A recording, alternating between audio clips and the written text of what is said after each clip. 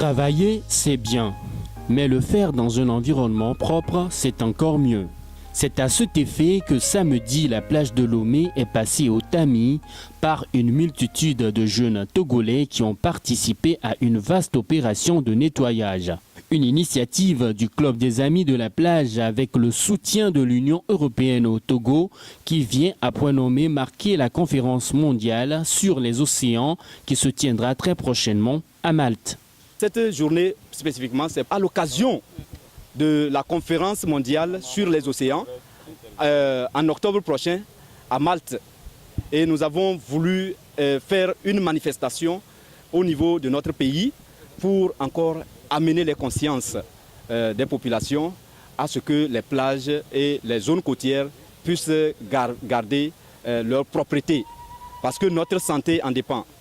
Aux côtés de ces jeunes Togolais se tenait l'ambassadeur des États-Unis au Togo, David Gilmour, et des diplomates d'Allemagne et de l'Union européenne. Nous sommes ici aujourd'hui pour soutenir les efforts des jeunes Togolais qui ont organisé pour nettoyer la plage. Ici au Togo et comme aux États-Unis, dans tous les pays du monde, on voit que les problèmes comme l'environnement sont très compliqués. Et ça demande une approche conjointe.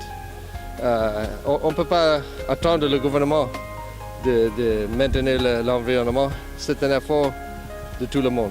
Pour le chargé d'affaires de l'Union européenne, il faut sensibiliser les populations togolaises à ne pas jeter les ordures dans les caniveaux car elles se retrouvent après dans la mer. Nous sommes ici, pas tant pour montrer l'exemple, je dirais que tout le monde devrait nettoyer la plage, mais plutôt pour sensibiliser les gens sur le fait qu'il ne faut pas bien sûr jeter des ordures sur la plage, dans les mers, mais également dans les caniveaux, les bassins de rétention d'eau, les rivières, etc., puisque au final tout se retrouve dans nos océans. Selon lui, la mer et la pollution marine n'ont pas de frontières. La mer et la pollution marine n'ont pas de frontières. Il n'y a pas vraiment, on ne peut pas parler d'un océan d'Afrique, d'Europe, d'Amérique ou d'Asie. C'est un seul océan, c'est notre océan.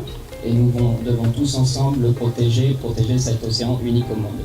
Tout comme les 15 associations et structures qui se sont mobilisées pour cette activité d'assainissement, le projet d'aménagement urbain phase 2 sous la tutelle du ministère de l'Agriculture, de l'Élevage et de l'Hydraulique n'est pas resté en marge.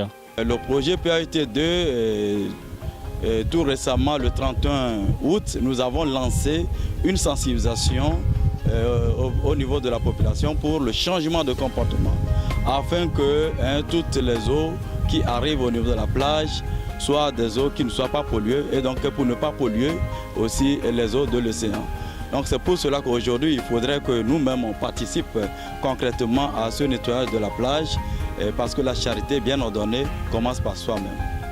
Le représentant du ministère de l'Environnement et des Ressources forestières a précisé l'intérêt partagé par la population de rendre propre la plage. En matière d'environnement, nous avons besoin de toutes les forces vives de la nation. Je n'en voudrais pour preuve que le regard que je jette devant moi à la fin de cette opération. Notre plage est devenue propre et ceci grâce à notre mobilisation. Nous avons sacrifié notre journée de repos pour donner un coup de main au ministère de l'Environnement dans ses attributions de mise en œuvre de la politique du gouvernement en matière d'environnement. Cette activité s'inscrit dans l'atteinte des ODD, notamment l'ODD 14, qui exhorte les pays à conserver et exploiter de manière durable les océans, les mers, les ressources marines aux fins du développement durable.